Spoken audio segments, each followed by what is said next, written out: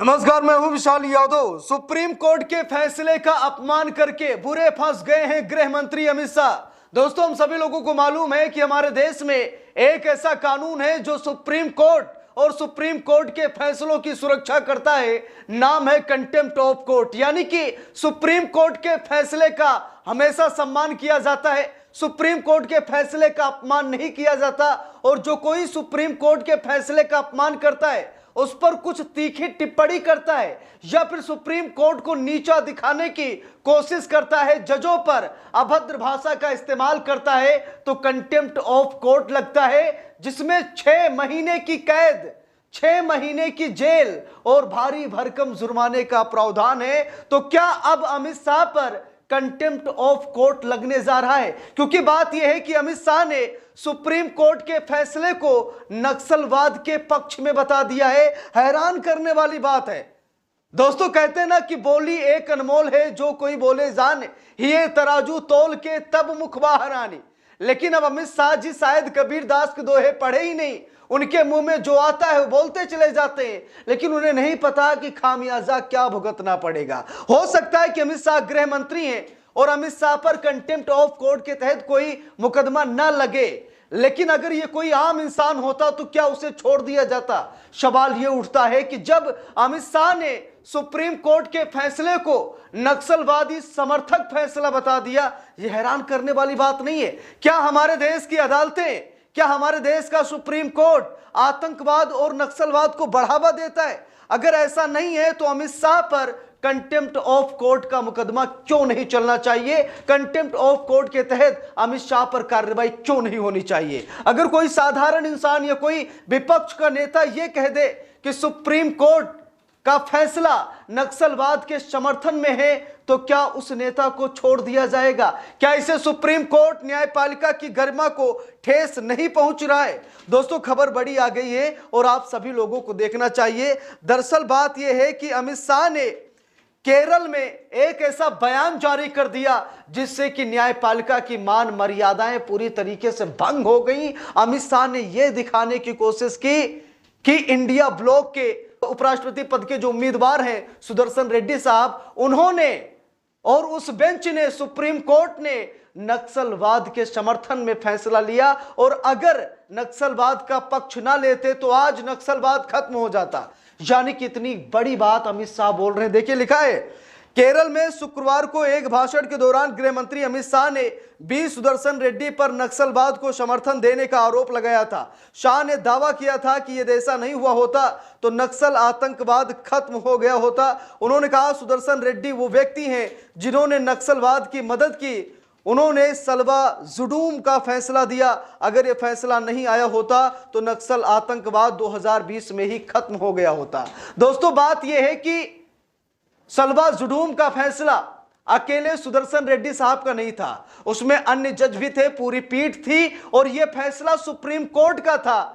लेकिन यहां पर गृह मंत्री अमित शाह ने गलती कर दी और सलवा जुडूम का फैसला सुदर्शन रेड्डी पर थोप दिया। इसीलिए थोप दिया क्योंकि सुदर्शन रेड्डी इंडिया ब्लॉक के उपराष्ट्रपति पद के उम्मीदवार हैं, और राजनीति के चक्कर में अमित शाह ये भूल गए कि ये सुप्रीम कोर्ट के जज भी थे और इनकी बेंच ने सलवा जुडूम का फैसला सुनाया था। लेकिन यहां पर अमित शाह ने क्या कहा कि अगर नक्सलवाद बढ़ रहा है, नक्सलवाद खत्म नहीं हुआ है, तो ये सुप्रीम कोर्ट के फैसले की वजह से, ये सुदर्शन रेड्डी की वजह से हुआ है।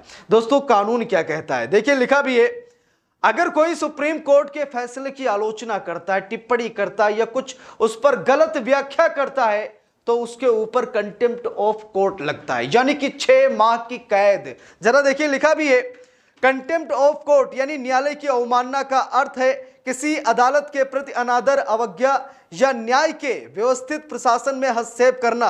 यह 2 प्रकार का होता है, सिविल कंटेम्प्ट यानी जानबूझकर अदालत के आदेश का पालन न करना, और आपराधिक कंटेम्प्ट यानी न्यायालय की निंदा करना या प्राधिकार को कम करना। भारत में कंटेम्प्ट ऑफ कोर्ट्स एक्ट 1971 के तहत उच्च न्यायालय और सर्वोच्च न्यायालय के पास ऐसी अवमानना के लिए 6 महीने तक की कैद या 2000 तक का जुर्माना या दोनों दंड देने का अधिकार है। देख लीजिए, कंटेम्प्ट ऑफ कोर्ट के तहत 6 माह की कैद है, 6 महीने की जेल है। तो अमित शाह ने क्या यहां पर कंटेम्प्ट ऑफ कोर्ट नहीं किया? क्या अमित शाह ने यहां पर न्यायपालिका की गरिमा को भंग नहीं किया? क्या अमित शाह ने यहां पर न्यायपालिका को तार तार नहीं किया? सुदर्शन रेड्डी को सुप्रीम कोर्ट समझ बैठे अमित शाह, जबकि सुप्रीम कोर्ट से सुदर्शन रेड्डी थे, ना कि सुदर्शन रेड्डी से सुप्रीम कोर्ट था। तो किस लिए अमित शाह ने सुदर्शन रेड्डी को नक्सल आतंकवाद का समर्थक बता दिया, जबकि वो फैसला सुप्रीम कोर्ट का था? लेकिन अमित शाह ने यहां पर गलत बयानी कर दी, जिसकी वजह से आज लगभग 18 पूर्व जजों ने अमित शाह से माफी मांगने की बात कही, लेकिन अमित शाह माफी नहीं मांग रहे। तो क्या कंटेम्प्ट ऑफ कोर्ट के तहत केस चलेगा? दोस्तों यहां पर देखिए, इस पर जस्टिस रेड्डी ने क्या कहा, यानी सुदर्शन रेड्डी साहब ने अमित शाह के इस आरोप पर उन्होंने क्या जवाब दिया, जब अमित शाह ने कहा कि अगर आज नक्सलवाद बढ़ रहा है, नक्सलवाद आतंकवाद बढ़ रहा है, तो यह सुदर्शन रेड्डी की देन है। इस पर सुदर्शन रेड्डी ने क्या कहा, देखिए लिखा है, इसके जवाब में शनिवार को भी सुदर्शन रेड्डी ने कहा कि वो गृह मंत्री के साथ कोई विवाद नहीं करना चाहते। उन्होंने जोर देकर कहा कि सलवा जुडूम का फैसला उनका व्यक्तिगत नहीं था, बल्कि सुप्रीम कोर्ट का था।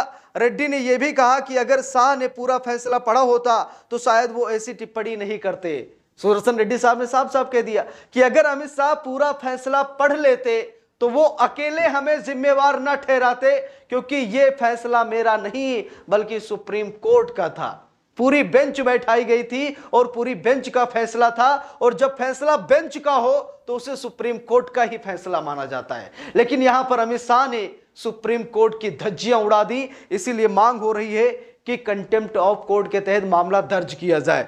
दोस्तों क्या था जस्टिस सुदर्शन रेड्डी का रोल, ये भी जान लेते हैं। सलवा जुडूम फैसले में सुदर्शन रेड्डी का क्या रोल था, जिसको लेकर के अमित शाह ने न्यायपालिका की धज्जियां उड़ा दी, बेइज्जती करा दी अमित शाह ने न्यायपालिका की। और उसमें सुदर्शन रेड्डी का क्या रोल था कि सुदर्शन रेड्डी का नाम लेकर के अमित शाह ने न्यायपालिका की जो बैंड बजाई है, उसमें हम लोग देखते हैं कि सुदर्शन रेड्डी का क्या रोल था। देखिए लिखा भी है, सुप्रीम कोर्ट के सेवानिवृत्त न्यायाधीश जस्टिस रेड्डी ने 2011 में नंदनी सुंदर बनाम छत्तीसगढ़ राज्य मामले में ऐतिहासिक फैसला सुनाने वाली पीठ का नेतृत्व किया था। इस पीठ ने छत्तीसगढ़ में माओवादी विद्रोह का मुकाबला करने के लिए आदिवासी युवाओं को विशेष पुलिस अधिकारियों यानी एसपीओ के रूप में इस्तेमाल करने की प्रथा सलवा जुडूम को समाप्त कर दिया था। तो दोस्तों ये प्रथा थी कि जो आदिवासी युवक हैं उनको ट्रेनिंग दी जाए, उनको बंदूक चलाना सिखाया जाए, उन्हें मतलब अपने आप और समाज की रक्षा करने के लिए ट्रेनिंग दी जाए।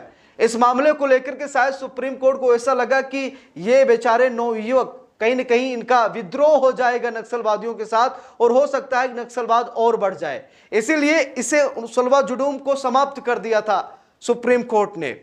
इस पर अमित शाह ने शुक्रवार को केरल में कहा कि अगर न्यायमूर्ति रेड्डी ने सलवा जुडूम पर फैसला नहीं सुनाया होता तो नक्सल आतंकवाद 2020 तक समाप्त हो गया होता। इस टिप्पणी की कानून से जुड़े लोगों ने आलोचना की है, जिन्होंने कहा कि किसी न्यायिक फैसले की तुलना किसी न्यायाधीश के व्यक्तिगत विचारों से नहीं की जा सकती। लेकिन उसके बाद भी अमित शाह ने ऐसा कहा। तो क्या अब कंटेम्प्ट ऑफ कोर्ट का यहां पर केस बनता है? आप लोग खुद ही बताइए, कमेंट करके बताइएगा, और वीडियो को ज्यादा से ज्यादा लोगों तक शेयर कीजिएगा। अगर चैनल पर नए हैं चैनल को सब्सक्राइब करके सपोर्ट कीजिएगा। मिलते हैं दूसरी वीडियो में, तब तक के लिए बहुत बहुत धन्यवाद।